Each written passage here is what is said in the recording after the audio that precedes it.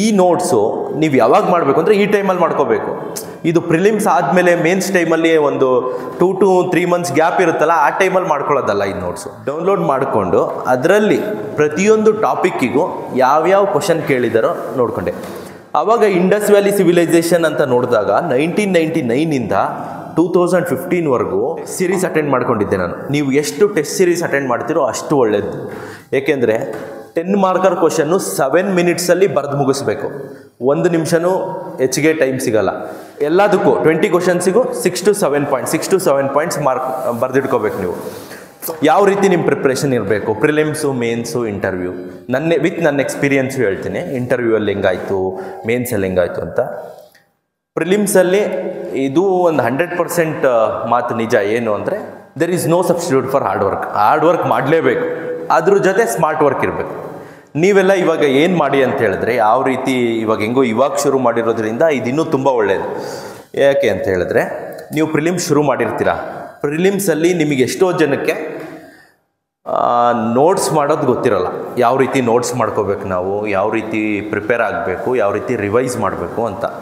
ನನಗೂ ಇದಿತ್ತು. ಹಾಗಾಗಿ ನಾನು ಒಂದು ಸೊಲ್ಯೂಷನ್ ತೊಗೊಂಡಿದ್ದೆ. ನಾನು ಆ ಸೊಲ್ಯೂಷನ್ನ ನಿಮ್ಮ ಮುಂದೆ ಹಂಚ್ಕೊಂಡ್ರೆ ನಿಮಗೆ ಇವಾಗಿಂದನೇ ನಾನು ನನ್ನ ಸೊಲ್ಯೂಷನ್ ಕಂಡುಹಿಡ್ಕೊಳ್ಳೋಕ್ಕೆ ಆಲ್ಮೋಸ್ಟ್ 2 years ತೊಗೊಂಡಿದ್ದೆ. ಸೊ ಹಾಗಾಗಿ ನಾನು ಅದನ್ನೆಲ್ಲ ನಿಮ್ಮ ಮುಂದೆ ಹೇಳ್ತೀನಿ. ನಿಮಗೆ ಬೆನಿಫಿಟ್ ಆಯಿತು ಅಂತ ಹೇಳಿದ್ರೆ ನೀವು ಇದರಿಂದ ತೊಗೋಬೋದು. ಸ್ವಲ್ಪ ನಿಮ್ಮ ನೋಟ್ಸ್ ಮೇಕಿಂಗು ಅಥವಾ ನಿಮ್ಮದು ಸ್ಮಾರ್ಟ್ ಸ್ಟಡಿಗೆ ಇನ್ಕ್ಲೂಡ್ ಮಾಡ್ಕೋಬೋದು. ಏನು ಮಾಡಿದ್ದೆ ಅಂದರೆ, ನೋಟ್ ಮೇಕಿಂಗೆ ಎಲ್ಲರೂ ನಾನು ಟಾಪರ್ ಸ್ಟಾಕ್ ತುಂಬ ಕೇಳ್ತಾ ಇದ್ದೆ. ಎಲ್ಲ ಏನು ಹೇಳೋರು ಅಂದರೆ, ನಿಮ್ಮ ಹತ್ರ ಶಾರ್ಟ್ ನೋಟ್ಸ್ ಇರಬೇಕು. ಯಾವ ರೀತಿ ಶಾರ್ಟ್ ನೋಟ್ಸ್ ಇರಬೇಕು? ಆಯಿತು, ಎಕ್ಸಾಂಪಲ್ ನಾನು ಯಾವ ಥರ ಕಂಡುಕೊಂಡಿದ್ದು ನಾನು ಅಂದರೆ, ಈಗ KS ಸಿಲೆಬಸ್ ಎಲ್ಲ ನೋಡಿದ್ದೀರಾ ಅನ್ಕೊತೀನಿ. ಫಸ್ಟು ಡೌನ್ಲೋಡ್ ಮಾಡ್ಕೊಳ್ಳಿ KS ಸಿಲೆಬಸ್ಸನ್ನು. ಡೌನ್ಲೋಡ್ ಮಾಡಿಕೊಂಡು ನೀವು ಎಲ್ಲಿ ನಿಮ್ಮದು ಸ್ಟಡಿ ಹಾಲ್ ಇರುತ್ತೋ, ಸ್ಟಡಿ ರೂಮ್ ಇರುತ್ತೋ, ಅಲ್ಲೊಂದು ಪೇಸ್ಟ್ ಮಾಡ್ಕೊಳ್ಳಿ. ಪೇಸ್ಟ್ ಮಾಡಿಕೊಂಡು ಅದನ್ನು ಡೈಲಿ ನೋಡ್ತಾ ಇರಿ, ಏನೇನು ಟಾಪಿಕ್ ಇದೆ KS ಅಲ್ಲಿ ಅಂತ. ಫಸ್ಟ್ ಏನು ಮಾಡಿ ಅಂದರೆ, ಯಾವ ರೀತಿ ನೋಟ್ಸ್ ಮಾಡಬೇಕು ಮತ್ತು ಅದಕ್ಕೆ ರಿವೈಸ್ ಮಾಡಬೇಕು ಅನ್ನೋದು ಹೇಳ್ತಾ ಇರೋದು. ಎಕ್ಸಾಂಪಲ್ ತೊಗೊತೀನಿ. ಫಸ್ಟ್ ಜನರಲ್ ಸ್ಟಡೀಸ್ 1 ಹಿಸ್ಟ್ರಿ ಇದೆ. Vast syllabus history. ನಾವು ಏನು ಅನ್ಕೋಬೋದು ಅಂದರೆ, ಹಿಸ್ಟ್ರಿ ಪಾರ್ಟು ಅಂದರೆ GS 1 ಪಾರ್ಟೇ ಹೋಲ್ KS ಸಿಲೆಬಸ್ ಆಗುತ್ತೆ. ಅಷ್ಟು ವಾಸ್ಟ್ ಇದೆ ಸಿಲೆಬಸ್. 6 ಯೂನಿಟ್ಸ್ ಬರುತ್ತೆ GS 1ನಲ್ಲಿ, ಸೆಕ್ಷನ್ 1ನಲ್ಲಿ. ಸೊ 6 ಯೂನಿಟ್ಸು ಅಂದರೆ ನಿಮಗೆ ಮಾರ್ಕ್ಸ್ ಡಿವಿಷನ್ ಎಲ್ಲ ಗೊತ್ತಿದೆ ಅನ್ಕೊತೀನಿ. ಮಾರ್ಕ್ಸ್ ಹೆಂಗೆ ಡಿವೈಡ್ ಮಾಡ್ತಾರೆ ಮೇನ್ಸಲ್ಲಿ ಅಂದರೆ, ಜನರಲ್ ಸ್ಟಡೀಸ್ 1ನಲ್ಲಿ 3 ಸೆಕ್ಷನ್ಸ್ ಬರುತ್ತೆ. Section 1, section 2, section 3. ಸೆಕ್ಷನ್ 1ನಲ್ಲಿ 7 to 8 ಕ್ವಶನ್ಸು, ಸೆಕ್ಷನ್ 2ಅಲ್ಲಿ 7 to 8 ಕ್ವಶನ್ಸು, ಸೆಕ್ಷನ್ 3ಅಲ್ಲಿ 7 to 8 questions. Total 20 to 21 questions ಇರುತ್ತೆ. ಈಗ ನೋಟ್ಸ್ ಹೆಂಗೆ ಮಾಡೋದು ಅಂತ, ಸೆಕ್ಷನ್ 1ನಲ್ಲಿ ಹಿಸ್ಟ್ರಿ ಪಾರ್ಟ್ ಬರುತ್ತೆ. ಹಿಸ್ಟ್ರಿಯಲ್ಲೂ ಇಂಡಸ್ ವ್ಯಾಲಿ ಸಿವಿಲೈಸೇಷನ್ ಏನಿದೆ ಅಂತ ಹೇಳಿದ್ರೆ, ನಮಗೆ ಸಿಲೆಬಸಲ್ಲಿ ಮೆನ್ಷನ್ ಆಗಿರೋದು ಇಷ್ಟೇ, difference between Indus valley civilisation and Vedic civilisation ಇಷ್ಟೇ ಇದೆ. ನಾವು ಇಷ್ಟಕ್ಕೆ ಹೆಂಗೆ ನೋಟ್ಸ್ ಮಾಡ್ಕೋಬೇಕು? 2015ನಲ್ಲಿ ಒಂದೇ ಒಂದು ಕ್ವಶನ್ ಕೇಳಿದ್ದಾರೆ ಇದ್ರ ಮೇಲೆ, direct question, difference between Indus valley civilisation Vedic civilisation, direct question ಕೇಳಿದ್ದಾರೆ. ಹಾಗಾದರೆ ಇದ್ರ ಮೇಲೆ ಇಂಡಸ್ ವ್ಯಾಲಿ ಸಿವಿಲೈಸೇಷನ್ ಇದೊಂದೇ ಟಾಪಿಕಲ್ಲಿ ನೋಟ್ಸ್ ಮಾಡ್ಕೊಂಡ್ರೆ ಸಾಕಾಗಲ್ಲ. ಇದಕ್ಕೆ ನಾನು ಹೇಳ್ತೀನಿ ಯಾವ ರೀತಿ ನೋಟ್ ಮಾಡ್ಕೊಬೋದು. ಇದನ್ನು ಎಕ್ಸಾಂಪಲ್ ಆಗಿ ಬೇರೆ ಎಲ್ಲದಕ್ಕೂ ನೋಟ್ ಮಾಡ್ಕೊಬೋದು. ನಾನು 1999ಇಂದ 2015ವರೆಗೂ ಆಗಿರ್ತಕ್ಕಂಥ KS ಹಿಂದಿನ ವರ್ಷದ್ದು ಕ್ವಶನ್ ಪೇಪರ್ ಎಲ್ಲ ಡೌನ್ಲೋಡ್ ಮಾಡಿಕೊಂಡು ಅದರಲ್ಲಿ ಪ್ರತಿಯೊಂದು ಟಾಪಿಕ್ಕಿಗೂ ಯಾವ್ಯಾವ ಕ್ವಶನ್ ಕೇಳಿದಾರೋ ನೋಡಿಕೊಂಡೆ. ಆವಾಗ ಇಂಡಸ್ ವ್ಯಾಲಿ ಸಿವಿಲೈಸೇಷನ್ ಅಂತ ನೋಡಿದಾಗ 1999ಇಂದ 2015ವರೆಗೂ ಆಲ್ಮೋಸ್ಟ್ 12 ಕ್ವಶನ್ಸ್ ಕೇಳಿದ್ರು ಇಂಡಸ್ ವ್ಯಾಲಿ ಸಿವಿಲೈಸೇಷನ್ ಮೇಲೆ. ಬಟ್ ಸಿಲೆಬಸಲ್ಲಿ ಮೆನ್ಷನ್ ಆಗಿರೋದೇನು, ನಮ್ಮಲ್ಲಿ ಸಿಲೆಬಸಲ್ಲಿ ಮೆನ್ಷನ್ ಆಗಿರೋದು difference between Indus valley civilisation and Vedic civilisation ಇಷ್ಟೇ. ಬಟ್ ಅವ್ರು ಕೇಳಿರೋದೇನು, social life of Indus valley civilisation, discuss social life of Indus valley civilisation, political life ಕೇಳಿದ್ದಾರೆ, ಮತ್ತು ಆರ್ಟ್ ಆ್ಯಂಡ್ ಕ್ರಾಫ್ಟ್ ಹೆಂಗಿತ್ತು ಇಂಡಸ್ ವ್ಯಾಲಿ ಸಿವಿಲೈಸೇಷನ್ ಮೇಲೆ, next political life of Vedic period, ಹಿಂಗೆಲ್ಲ ಇಷ್ಟೆಲ್ಲ ಕೇಳಿದ್ದಾರೆ. ಆ ಕ್ವಶನ್ನ ಸೆಗ್ರಿಗೇಟ್ ಮಾಡಿಕೊಂಡೆ. ನೋಟ್ಸನ್ನು ಆ 10 ಕ್ವಶನಿಗೂ 10ರಿಂದ 12 ಕ್ವಶನ್ ಏನೋ ಇತ್ತು. 12 ಕ್ವಶನಿಗೂ ಡೈರೆಕ್ಟ್ ಏನು ಚಾಟ್ GPT ಇರುತ್ತೆ ನಿಮ್ಮ ಹತ್ರ, ಇನ್ಸ್ಟಿಟ್ಯೂಟ್ ನೋಟ್ಸ್ ಇರುತ್ತೆ, ಬೆಸ್ಟ್ ನಮ್ಮ KPSC ನೋಟ್ಸ್ ಬರುತ್ತೆ, ನೋಟ್ಸ್ ಇದೆ ಜನರಲ್ ಸ್ಟಡೀಸ್ 1, 2, 3. ಆ ನೋಟ್ಸಲ್ಲೇ ನನಗೆ ಬೇಕಾಗಿರ್ತಕ್ಕಂಥ 5 to 6 ಪಾಯಿಂಟ್ಸ್. ಈಗ ನನ್ನ ಹತ್ರ ಇಂಡಸ್ ವ್ಯಾಲಿ ಸಿವಿಲೈಸೇಷನ್ಗೆ 10 to 12 ಕ್ವಶನ್ ಸಿಕ್ತು. ಅದಕ್ಕೆ ನಮ್ಮ KPSC ನೋಟ್ಸ್ ತೊಗೊಂಡೆ. ನಮ್ಮ KPSC ನೋಟ್ಸಲ್ಲಿ ಹಿಸ್ಟ್ರಿ ಪಾರ್ಟಲ್ಲಿ ಒಂದು ಆ ಟಾಪಿಕ್ ಎಲ್ಲ ಇರ್ತಾಯಿತ್ತು, ಕವರ್ ಆಗಿತ್ತು. ಅದರಲ್ಲಿ ನನಗೆ ಬೇಕಾಗಿರ್ತಕ್ಕಂಥ 5 to 6 ಪಾಯಿಂಟ್ಸ್ ಅಷ್ಟೇ, ಜಾಸ್ತಿ ಇಲ್ಲ. 5 to 6 ಪಾಯಿಂಟ್ಸ್ ಅಷ್ಟೇ ಮಾಡಿಕೊಂಡು ಒಂದು ಶಾರ್ಟ್ ನೋಟ್ಸ್ ಪ್ರಿಪೇರ್ ಮಾಡ್ಕೊಂಡಿದ್ದೆ. ಈ ನೋಟ್ಸು ನೀವು ಯಾವಾಗ ಮಾಡಬೇಕು ಅಂದರೆ ಈ ಟೈಮಲ್ಲಿ ಮಾಡ್ಕೋಬೇಕು. ಇದು ಪ್ರಿಲಿಮ್ಸ್ ಆದಮೇಲೆ ಮೇನ್ಸ್ ಟೈಮಲ್ಲಿ ಒಂದು 2 to 3 months ಗ್ಯಾಪ್ ಇರುತ್ತಲ್ಲ, ಆ ಟೈಮಲ್ಲಿ ಮಾಡ್ಕೊಳ್ಳೋದಲ್ಲ ಈ ನೋಟ್ಸು. ಈ ನೋಟ್ಸನ್ನು ಈ ಟೈಮ್ ನಿಮ್ಮದು ಫ್ರೀ ಇದೆ, ಯಾವುದೇ ನೋಟಿಫಿಕೇಷನ್ ಇಲ್ಲ. ನೋಡಿ, ನಿಮಗೆ ಇನ್ನೊಂದು ಅಡ್ವಾಂಟೇಜ್ ಏನು ಅಂದರೆ, ಬೇರೆಯವರೆಲ್ಲ ನಾನು ವಿಜಯನಗರದಲ್ಲಿ ಇರ್ತೀನಿ, ಅಲ್ಲೆಲ್ಲ ಸ್ಟೂಡೆಂಟ್ಸ್ ಮೆಂಟಾಲಿಟಿ ಹೆಂಗಿದೆ ಅಂತ ಹೇಳಿದ್ರೆ, ಪ್ರತಿಯೊಬ್ಬರೂ ಯಾವಾಗ ಹೊಸ ನೋಟಿಫಿಕೇಷನ್ ಆಗುತ್ತೆ ಇದೊಂದು ಇಟ್ಕೊಂಡಿದ್ದಾರೆ. ಯಾವಾಗ ಒಳ ಮೀಸಲಾತಿ ಮುಗಿಯುತ್ತೆ ಇದೊಂದು ಇಟ್ಕೊಂಡಿದ್ದಾರೆ.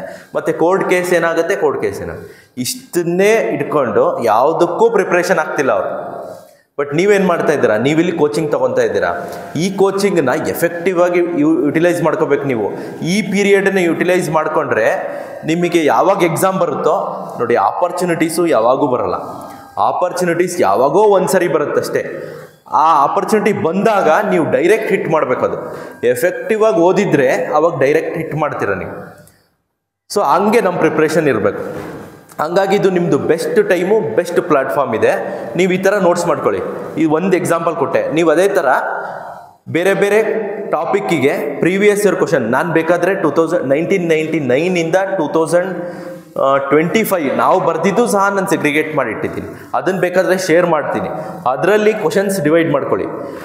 ಬೇರೆ ಯಾವುದೂ ನೋಟ್ಸ್ ಮಾಡಬೇಡಿ. ನೀವು ಅಲ್ಲಿ ಏನೇನು ಕ್ವಶನ್ಸ್ ಕೇಳಿದಾರೋ ಅದಕ್ಕೆ ಮಾತ್ರ ಇದು ಮಾಡಿ. 1 ಇಯರಲ್ಲಿ 20 ಕ್ವಶನ್ಸ್ ಬರುತ್ತೆ.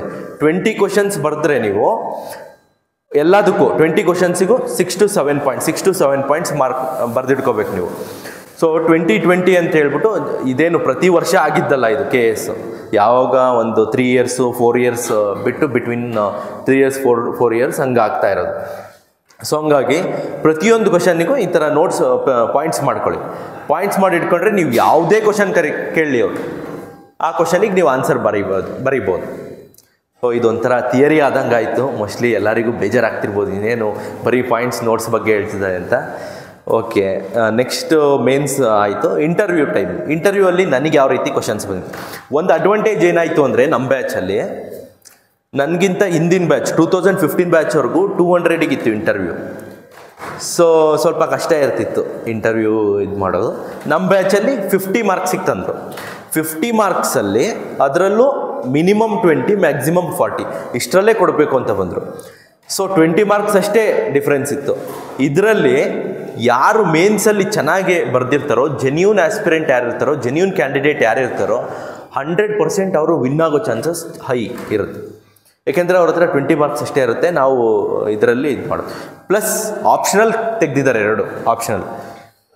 ಅದು ನಿಮಗೆ ಅಡ್ವಾಂಟೇಜು. ಯಾಕೆಂದರೆ 2015 ಬ್ಯಾಚ್ ತನಕನೂ ನೀವು ರಿಸಲ್ಟ್ ನೋಡಿದ್ರೆ ಯಾರೋ ಆಂಥ್ರೋಪಾಲಜಿ ತೊಗೊಂಡವರು ಅಥವಾ ಯಾರೋ ರೂರಲ್ ಡೆವಲಪ್ಮೆಂಟ್ ತೊಗೊಂಡವರೇ ಪಾಸ್ ಆಗ್ತಾಯಿದ್ರು, ಅಂದರೆ ಹೈಯೆಸ್ಟ್ ಮಾರ್ಕ್ಸ್ ತೆಗಿತಾಯಿದ್ರು. ನಂದು ಕನ್ನಡ ಸಾಹಿತ್ಯ, ನನ್ನ ಆಪ್ಷನಲ್ ಕನ್ನಡ ಸಾಹಿತ್ಯ ಆಯಿತು. ಕನ್ನಡ ಸಾಹಿತ್ಯ ನೋಡಿದ್ರೆ ಕನ್ನಡ ಸಾಹಿತ್ಯಗೂ ಆಂಥ್ರೋಪಾಲಜಿಗೂ 2015 100 ಮಾರ್ಕ್ಸ್ ಡಿಫ್ರೆನ್ಸ್ ಇದೆ. ಟಾಪರ್ಸ್ ತೆಗೆದಿರೋದ್ರಲ್ಲಿ 100 ಮಾರ್ಕ್ಸ್ 80 ಮಾರ್ಕ್ಸ್ ಡಿಫ್ರೆನ್ಸ್ ಇದೆ. ಸೊ ಇದು ಆಲ್ಮೋಸ್ಟ್ ಒಂದು ಪೇಪರೇ ತೊಗೊಂಡೋದ್ರು ಅಂದರೆ ಇಷ್ಟು ಮಾರ್ಕ್ಸ್ ಡಿಫ್ರೆನ್ಸ್ ಬಂತು ಅಂದರೆ ಕನ್ನಡ ಸ್ಟೂಡೆಂಟ್ಸ್ ಎಲ್ಲಿ ಪಾಸ್ ಆಗೋಕ್ಕೆ ಸಾಧ್ಯ? ಕನ್ನಡ ಸಾಹಿತ್ಯದವರು ಆಪ್ಷನಲ್. ಸೊ ಹಂಗಾಗಿ ನಿಮಗೆ ಆಪ್ಷನಲ್ ಇಲ್ಲ. ನಿಮಗಿರೋದು ಬರೀ ಎಸ್ಸೆ, ಜನರಲ್ ಸ್ಟಡೀಸ್ 1, 2, 3, 4 ಪ್ಲಸ್ ಇಷ್ಟೇ ಪೇಪರು. ಇಷ್ಟು ಪ್ಲಸ್ ಇದು ಇಂಟರ್ವ್ಯೂ. ಇಷ್ಟು ಬರೆದ್ರೆ ನಿಮ್ಮದು ಕೆಲಸ ಮುಗೀತು. ಭಾಳ ಈಸಿಯಾಗಿ ಸಿಂಪ್ಲಿಫೈ ಮಾಡಿದ್ದಾರೆ. ಬಟ್ ಅಷ್ಟೇ ಕಾಂಪಿಟೇಷನ್ ಹೆಚ್ಚಿಗೆ ಆಗಿದೆ. ಇದೊಂಥರ ಲೆವೆಲ್ ಪ್ಲೇಯಿಂಗ್ ಫೀಲ್ಡ್ ಆಗಿದೆ. ಎಲ್ಲರೂ ಕೋಚಿಂಗ್ ತೊಗೊಂಡವರು ಯು ಪಿ ಎಸ್ ಸಿ ಮಾಡ್ತಾ ಇರೋರು ಬರೀತಾರೆ, ಗ್ರೂಪ್ ಸಿ ಓದೋರು ಬರೀತಾರೆ, KSಗೆ ಅಂತಲೇ ಇದ್ದವ್ರು ಬರೀತಾರೆ, FDA ಆಗೋಕ್ಕೆ ಓದ್ತಾ ಇದ್ದವ್ರು ಬರೀತಾರೆ. ಹಂಗಾಗಿ ನಿಮಗೆ ಮೇನ್ಸಲ್ಲಿ ಈಸಿ ಆಗ್ಬೋದು. ನೀವು KSC ಕೋಚಿಂಗ್ ತೊಗೊತಾ ಇದ್ದೀರಾ, ನಿಮಗೆ ಮೇನ್ಸಲ್ಲಿ ತುಂಬ ಈಸಿ ಆಗುತ್ತೆ. ಬಟ್ ಪ್ರಿಲಿಮ್ಸ್ ಕ್ವಾಲಿಫೈ ಆದರೆ ತಾನೇ ಮೇನ್ಸಿಗೆ ಹೋಗೋಕ್ಕೆ ಸಾಧ್ಯ. ಪ್ರಿಲಿಮ್ಸಲ್ಲಿ ಯಾರು ಸ್ಟ್ರಾಂಗ್ ಇರ್ತಾರೆ ಅಂದರೆ ಈಗ PSIಗೆ ಅಂತಲೇ ಬಂದಿರ್ತಾರೆ, PSI ಓದೋದಕ್ಕೆ ಅಂತಲೇ ಬಂದಿರ್ತಾರೆ, FDA STA ಓದೋಕ್ಕೆ ಅಂತಲೇ ಬಂದಿರ್ತಾರೆ. ಅವರು ಆಬ್ಜೆಕ್ಟಿವ್ಸಲ್ಲಿ ತುಂಬ ಸ್ಟ್ರಾಂಗ್ ಇರ್ತಾರೆ. ಸೊ ಅಂಥವ್ರನ್ನ ನೀವು ಬೀಟ್ ಮಾಡಬೇಕು ಅಂತ ಹೇಳಿದ್ರೆ ಪ್ರಿಲಿಮ್ಸ್ ಸ್ಟ್ರಾಂಗ್ ಮಾಡ್ಕೋಬೇಕು. ನೀವೇನು ಮಾಡಬೇಕು ಅಂದರೆ ಈ ಟೈಮು, ಈ ಬೆಸ್ಟ್ ಟೈಮ್ ಇದೆ. ಇವಾಗ ನೋಟಿಫಿಕೇಷನ್ ಶಾರ್ಟ್ಲಿ ಇಲ್ಲ, ಇವಾಗ ಒಳ ಮೀಸಲಾತಿ ಎಲ್ಲ ಆಗಿ ನಮ್ಮದು ಈಗಿರೋ 384 ಇದು ಮುಗಿದು ಬರೋಷ್ಟರಲ್ಲಿ ನಿಮಗೆ ಒಂದು ಗುಡ್ ಅಮೌಂಟ್ ಆಫ್ ಟೈಮ್ ಸಿಕ್ಕಿದೆ. ಈ ಟೈಮನ್ನು ನೀವು ಬೆಸ್ಟ್ ಯೂಸ್ ಮಾಡ್ಕೊಳ್ಳಿ. ಇದನ್ನು ನಾನು ಹೇಳ್ತಿದ್ದೀನಿ, ಇದನ್ನು ಇಂಪ್ಲಿಮೆಂಟ್ ಮಾಡಬೇಕು ಅಂದರೆ ನೀವು ಇವಾಗೇ ವರ್ಕ್ ಮಾಡಬೇಕು. ಯಾಕೆಂದರೆ ನಿಮಗೆ ಅನಿಸ್ಬಾರ್ದು, ಮುಂದೆ ರೆಗ್ರೆಟ್ ಪಡಬಾರ್ದು. ನೀವು ಇಲ್ಲ ನಾವು ಸರ್ ಹೇಳಿದ್ರು ಅವಾಗಿಂದನೇ ಶುರು ಮಾಡ್ಕೊಂಡಿದ್ರೆ ನೋಟ್ಸ್ ಮಾಡ್ಕೊಳ್ಳೋದಕ್ಕೆ ಈಸಿ ಆಗೋದು ಅಂತ. ನನ್ನ ಫ್ರೆಂಡ್ಸೇ ನನಗೆ ಹೇಳ್ತಾರೆ. ನಾನು 2018 19 ಯಾವುದೇ KS ನೋಟಿಫಿಕೇಷನ್ ಇರಲಿಲ್ಲ. 18 19 ನಾನು ಬರೀ ನೋಟ್ಸ್ ಪ್ರಿಪೇರ್ ಮಾಡ್ಕೊಂಡಿದ್ದೆ. ನೋಟ್ಸ್ ಪ್ರಿಪೇರ್ ಮಾಡೋದು, ಪ್ರಿಲಿಮ್ಸಿಗೆ ಓದೋದು, ಇದೆಲ್ಲ ಇರ್ತಾಯಿತ್ತು. ಸೊ ನಂದು ಮೇನ್ ಫೋಕಸ್ಸು KS ಇತ್ತು. KS ಪ್ಲಸ್ UPSC ಎರಡೂ ಇತ್ತು. ಬಟ್ ನಾನು ಬೇರೆ ಗ್ರೂಪ್ C ಎಕ್ಸಾಮ್ ಬಂತು. ಗ್ರೂಪ್ C ಎಕ್ಸಾಮ್ ಕೊಡ್ತಾ ಇದ್ದೆ. ಗ್ರೂಪ್ C ಎಕ್ಸಾಮು ಕೊಟ್ಟಿದ್ದೀನಿ ನಾನು. ಸೊ ಹಂಗಂತ ಇದೊಂದಕ್ಕೆ ಅಂತ ಕೂತಿರಲಿಲ್ಲ, ಗ್ರೂಪ್ C ಎಕ್ಸಾಮು ಕೊಟ್ಟಿದ್ದೀನಿ. ಬಟ್ ಮೇಜರ್ ಫೋಕಸ್ಸು ಈ ಥರ ಈ ಒಂದು ಶಾರ್ಟ್ 18 19 ಯಾವುದೂ ನೋಟಿಫಿಕೇಷನ್ ಇಲ್ಲ, ನೋಟ್ಸ್ ಮಾಡಿ ಪ್ರಿಪೇರ್ ಇಟ್ಕೊಂಡಿದ್ದೆ. ನನ್ನ ಫ್ರೆಂಡ್ಸ್ ಎಲ್ಲ ಹೇಳೋರು, ಈ ನೋಟಿಫಿಕೇಷನ್ ಇಲ್ಲ, ಸುಮ್ಮನೆ ನೋಟಿಫಿಕೇಷನ್ ಇಲ್ಲದೇ ಪ್ರಿಪೇರ್ ಮಾಡ್ತಿದೆಯಲ್ಲ ಸುಮ್ಮನೆ ಅಂತ. ನಾನು ಏನಾದ್ರು ಹೇಳ್ಕೊಳ್ಳಿ, ನಾನು ಮಾಡ್ತೀನಿ ಅಂತ ನಾನು ಮಾಡಿದೆ. 2021 ಅವರು ಪ್ರಿಲಿಮ್ಸ್ ಪಾಸ್ ಆದರು, ನಾನು ಪ್ರಿಲಿಮ್ಸ್ ಪಾಸ್ ಆದರೆ 3 months ಗ್ಯಾಪ್ ಇತ್ತು. 3 months ಅಷ್ಟೇ ಗ್ಯಾಪ್ ಇದ್ದಿದ್ದು ಪ್ರಿಲಿಮ್ಸಿಂದ ಮೇನ್ಸ್ಗೆ. ಪ್ರಿಲಿಮ್ಸ್ ಕ್ವಾಲಿಫೈ ಆದ್ವಿ. ಅವರು ಯಾವ ರೀತಿ ಅವ್ರದ್ದು ಸಿಚುವೇಶನಿಗೆ ಹೋಯ್ತು ಅಂದರೆ, ಒಂದು ಟೆಸ್ಟ್ ಬರೆಯೋಕ್ಕಾಗಲಿಲ್ಲ ಅವರು.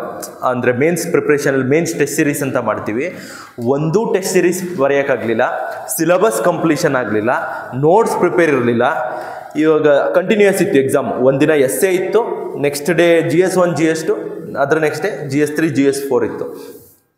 ಯಾವುದೇ ಎಕ್ಸಾಮ್ ಕ್ಲಿಯರ್ ಮಾಡೋಕ್ಕೆ ಅಂದರೆ ಅವರು ಎಕ್ಸಾಮ್ ಕ್ಲಿಯರ್ ಮಾಡಲಿಲ್ಲ ಅಫ್ಕೋರ್ಸ್. ಯಾಕೆ ಅಂದರೆ ಒಂದು ದಿನವೂ ಗ್ಯಾಪ್ ಇರಲ್ಲ. GS1 GS2 ಅವತ್ತು ಹಿಂದಿನ ದಿನ essay ಆಗಿದ್ದ ದಿನ ಬಂದು ನೀವು ಪ್ರಿಪೇರ್ ಆಗಿ ಅಲ್ಲಿ ಹೋಗಿ ರೆಪ್ರೆಸೆಂಟ್ ಮಾಡಬೇಕಾಗಿರುತ್ತೆ. ನನ್ನ ಹತ್ರ ಶಾರ್ಟ್ ನೋಟ್ಸ್ ಇತ್ತು. Short notes direct test series attend ಮಾಡಿದ್ದೆ. ಯಾಕೆಂದರೆ ನನಗೆ ಯಾವುದೇ ಡಿಫಿಕಲ್ಟೀಸ್ ಬರಲಿಲ್ಲ, ಈಸಿ ಆಗೋಯ್ತು ಆ ಪ್ರೋಸೆಸ್ಸು. ಯಾಕೆಂದರೆ ಟೆಸ್ಟ್ ಸೀರೀಸ್ ಅಟೆಂಡ್ ಮಾಡ್ಕೊಂಡಿದ್ದೆ ನಾನು. ನೀವು ಎಷ್ಟು ಟೆಸ್ಟ್ ಸೀರೀಸ್ ಅಟೆಂಡ್ ಮಾಡ್ತೀರೋ ಅಷ್ಟು ಒಳ್ಳೆಯದು. ಏಕೆಂದರೆ 10 ಮಾರ್ಕರ್ ಕ್ವಶನ್ನು 7 minutesಲ್ಲಿ ಬರೆದು ಮುಗಿಸ್ಬೇಕು. 1 ನಿಮಿಷನೂ ಹೆಚ್ಚಿಗೆ ಟೈಮ್ ಸಿಗಲ್ಲ. ಅದೇ ರೀತಿ 15 ಮಾರ್ಕರು ನಿಮಗೆ 10 minutesಲ್ಲಿ ಬರೆದು 10 minutes. 10 marker 7 minutes, 15 marker 10 minutes. 1 ನಿಮಿಷ ನೀವು ಹೆಚ್ಚಿಗೆ ತೊಗೊಂಡ್ರೆ, ಯಾವುದಕ್ಕೆ ಆದರೂ 1 ನಿಮಿಷ ಹೆಚ್ಚಿಗೆ ತೊಗೊಂಡ್ರು ನಿಮ್ದು ಒಂದು ಕ್ವಶನ್ನೇ ಬಿಡೋವಂಥ ಚಾನ್ಸಸ್ ಜಾಸ್ತಿ ಇರುತ್ತೆ. ಹಾಗಾಗಿ time management is very very important. ನೀವು ಅದನ್ನು ಈ ಟೈಮಲ್ಲಿ ಪ್ರಿಪೇರ್ ಆಗ. ಇವಾಗ ಟೆಸ್ಟ್ ಬಗ್ಗೆ ಯೋಚನೆ ಮಾಡಬೇಡಿ. ಟೆಸ್ಟ್ ವೀಕ್ಲಿ ಟೆಸ್ಟ್ ಕೊಡಿ. ಆಮೇಲೆ ಪ್ರಿಲಿಮ್ಸ್ ಪ್ರಿಪೇರ್ ಆಗ್ತಿರಲ್ಲ, ಮೇನ್ಸು ಟೈಮಲ್ಲಿ ಪ್ರಿಲಿಮ್ಸ್ ಕ್ವಾಲಿಫೈ ಆಗ್ತಿರಲ್ಲ, ಆವಾಗ ವೀಕ್ಲಿ 2 ರಿಂದ 3 ಟೆಸ್ಟ್ ಕೊಡುವಂಥ ಕೆಪಾಸಿಟಿ ನಿಮ್ಮಲ್ಲಿ ಬಂದಿರುತ್ತೆ. ಇವಾಗಿಂದ ಪ್ರಿಪೇರ್ ಆದರೆ ಆವಾಗ ನೀವು ಆ ಟೆಸ್ಟನ್ನು ಕೊಡ್ಬೋದು.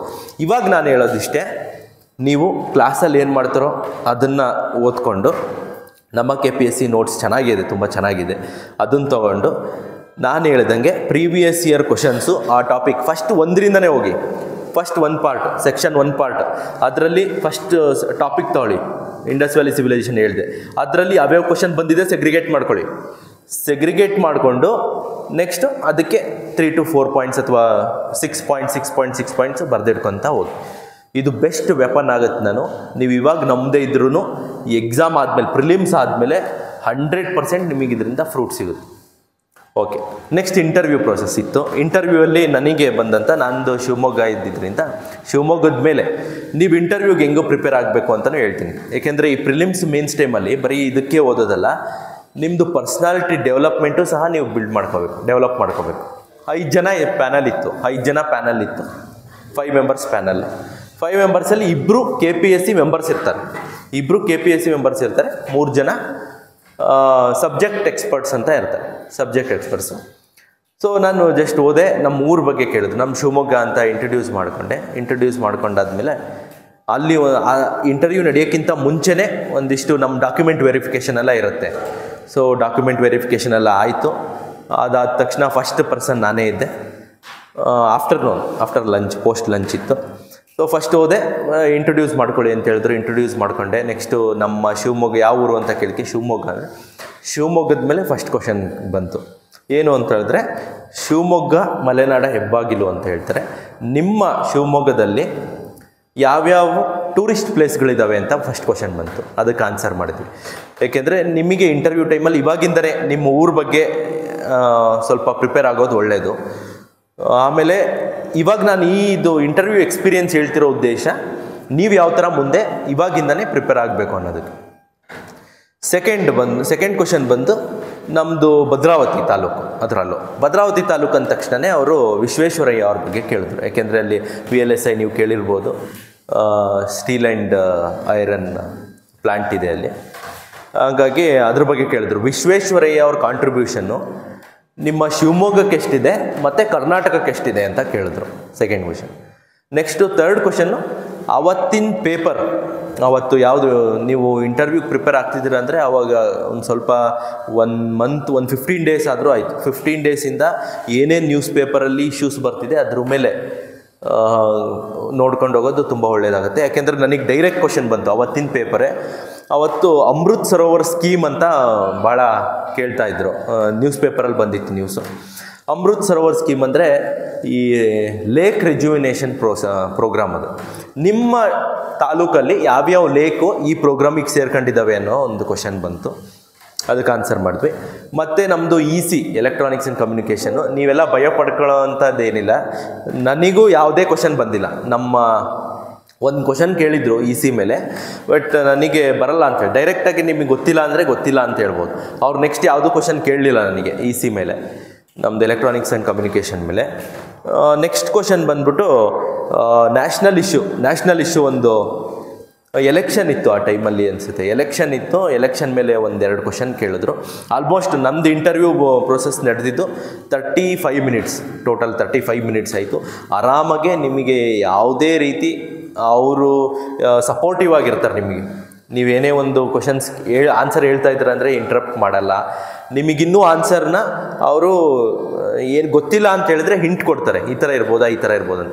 ಸೊ ಇಂಟರ್ವ್ಯೂ ಪ್ರೊಸೆಸ್ ಏನು ತಲೆ ಕೆಡಿಸ್ಕೊಳ್ಳೋಂಗಿಲ್ಲ. ಬಟ್ ನಿಮ್ಮದು ಪರ್ಸ್ನಾಲಿಟಿ ಡೆವಲಪ್ಮೆಂಟನ್ನ ಇವಾಗಿಂದ ಶುರು ಮಾಡಿ. ಏನು, ನೀವು ನ್ಯೂಸ್ ಪೇಪರ್ ಓದೋದನ್ನು ಶುರು ಮಾಡಿ. ನ್ಯೂಸ್ ಪೇಪರ್ ಎಲ್ಲ ಓದ್ತಿದ್ದೀರಾ ಅನ್ಕೊತೀನಿ, ಹೌದಲ್ಲ? ಇಂಗ್ಲೀಷು ಕನ್ನಡ ಎರಡೂ ಓದ್ತಿದ್ದೀರಾ? ಎರಡೂ ಓದ್ತಾ ಇದ್ದೀರಾ ಅನ್ಕೊತೀನಿ. ನೀವು ಇಂಗ್ಲೀಷು ಕನ್ನಡ ಇಂಟರ್ವ್ಯೂ ಟೈಮಲ್ಲಿ ಅಟ್ಲೀಸ್ಟ್ 3 ಪೇಪರನ್ನು ಓದ್ಕೊಂಡು ಹೋಗಿರ್ಬೇಕು. 3 ಪೇಪರ್ ಒಂದು 15 ಡೇಸಿಂದ 3 ಪೇಪರ್ ನ್ಯೂಸ್ ಪೇಪರ್ ಯಾವುದಾದ್ರೂ ಆಗಿರ್ಬೋದು, ಕನ್ನಡ ಅಥವಾ ಇಂಗ್ಲೀಷ್ ಯಾವುದಾದ್ರೂ 3 ಪೇಪರ್ ಓದ್ಕೊಂಡೋಗಿ. ಓಕೆ, ನಮ್ಮದು 106 ಇತ್ತು ಪೋಸ್ಟು. ಟೋಟಲ್ ಪೋಸ್ಟು 106 ಇತ್ತು. 106ಅಲ್ಲಿ AC ರೆವೆನ್ಯೂ ಯಾವುದೂ ಇರಲಿಲ್ಲ ನಮಗೆ. AC ರೆವೆನ್ಯೂ ಇರಲಿಲ್ಲ. ಡಿವೈಎಸ್ಪಿಯಲ್ಲೂ 3 ಇತ್ತು ಪೋಸ್ಟ್ DYSP, ಬಟ್ HKಗಿತ್ತು, ಹೈದರಾಬಾದ್ ಕರ್ನಾಟಕ ರೀಜನಿಗಿತ್ತು ಅಷ್ಟೇ. ಸೊ ಹಾಗಾಗಿ ನಮ್ಮದು ಫಸ್ಟ್ ಪ್ರಿಫರೆನ್ಸೇ ತಹಶೀಲ್ದಾರೇ ಫಸ್ಟ್ ಪ್ರಿಫರೆನ್ಸ್ ಕೊಟ್ಟಿದ್ದೆ, ತಹಶೀಲ್ದಾರೇ ಆಯಿತು. ಜನರಲ್ ಮೆರಿಟಲ್ಲಿ ಆಯಿತು, ಅದೊಂದು ನನಗೆ ಪ್ರೌಡ್ ಮೂಮೆಂಟು. ಜನರಲ್ ಮೆರಿಟಲ್ಲಿ ಆಯಿತು ಫಸ್ಟ್ ಪ್ರಿಫರೆನ್ಸು. ಬಟ್ ಇಂಟರ್ವ್ಯೂವಲ್ಲಿ ನಾನು ಫಸ್ಟ್ ಪ್ರಿಫರೆನ್ಸ್ ತಹಶೀಲ್ದಾರ್ ಕೊಟ್ಟಿರೋದ್ರಿಂದ ತಹಶೀಲ್ದಾರ್ ರೋಲ್ಸ್ ಆ್ಯಂಡ್ ರೆಸ್ಪಾನ್ಸಿಬಿಲಿಟೀಸ್ ಏನಿದೆ ಅಂತಲೂ ಕೇಳಿದರು. ನಾನಿವಾಗ ತಹಶೀಲ್ದಾರ್ ರೋಲ್ ಏನಿದೆ, ನಾನು ತಹಶೀಲ್ದಾರ್ ಇರೋದ್ರಿಂದ ತಹಶೀಲ್ದಾರ್ ರೋಲ್ ಏನಿದೆ ಅಂತಲೂ ಕೇಳಿದ್ರು. ಇಲ್ಲಿ ಪೊಲೀಸ್ ಡಿಪಾರ್ಟ್ಮೆಂಟಿಗೆ ಹೋಗೋರು ಇಂಟ್ರೆಸ್ಟ್ ಇದೆಯಾ? ಪೊಲೀಸ್ DYSP ಆಪ್ಷನ್ ಕೊಡ್ಬೋದು ಅಂತ ಇದೆ ಅಲ್ವಾ? ಓಕೆ, DYSPನೂ ತುಂಬ ಚೆನ್ನಾಗಿದೆ ಪೋಸ್ಟು. ನೀವು ನೋಡ್ಬೋದು ಈಗ ಕೆಳಗಡೆಯಿಂದ, ಅಂದರೆ ಫಸ್ಟ್ ಬೇಸಲ್ಲಿ ಏನು ಬರುತ್ತೆ, ಪೊಲೀಸ್ ಕಾನ್ಸ್ಟೇಬಲ್ ಬರ್ತಾರೆ, ಅದಾದಮೇಲೆ ಹೆಡ್ ಕಾನ್ಸ್ಟೇಬಲ್ ಆದಮೇಲೆ ASI ಬರ್ತಾರೆ, ASI ಆದಮೇಲೆ PSI ಬರ್ತಾರೆ, PSI ಆದಮೇಲೆ DYSP, ಇನ್ಸ್ಪೆಕ್ಟರ್ ಬರ್ತಾರೆ, ಸರ್ಕಲ್ ಇನ್ಸ್ಪೆಕ್ಟರ್ ಅಥವಾ ಪೊಲೀಸ್ ಇನ್ಸ್ಪೆಕ್ಟರ್ ಬರ್ತಾರೆ. ಇನ್ಸ್ಪೆಕ್ಟರ್ ಆದಮೇಲೆ DYSP. ನೋಡಿ, ನಿಮಗೆ PSIಯಿಂದ ಇನ್ಸ್ಪೆಕ್ಟರ್ ಆಗೋದಕ್ಕೆ, ಇನ್ಸ್ಪೆಕ್ಟ್ರಿಂದ DYSP ಆಗೋದಕ್ಕೆ ಆಲ್ಮೋಸ್ಟ್ 20 ಇಯರ್ಸ್ ತನಕ ತೊಗೋತಾರೆ. ಸೊ 20 ಇಯರ್ಸ್ ತನಕ ತೊಗೊಂಡ್ಬಿಡ್ತಾರೆ. ಹಾಗಾಗಿ ನೀವು ಇಲ್ಲೇ ಒಂದೇ ಸರಿ DYSP ಆದರೆ, DYSP ಆದಿ SP ಆಗೋದಕ್ಕೆ ಮಿನಿಮಮ್ ಅಂದರೆ ಒಂದು 10 ಇಯರ್ಸಲ್ಲಿ ನೀವು SP ಕೇಡರಿಗೆ ಹೋಗೋ ಚಾನ್ಸಸ್ ತುಂಬ ಇರುತ್ತೆ.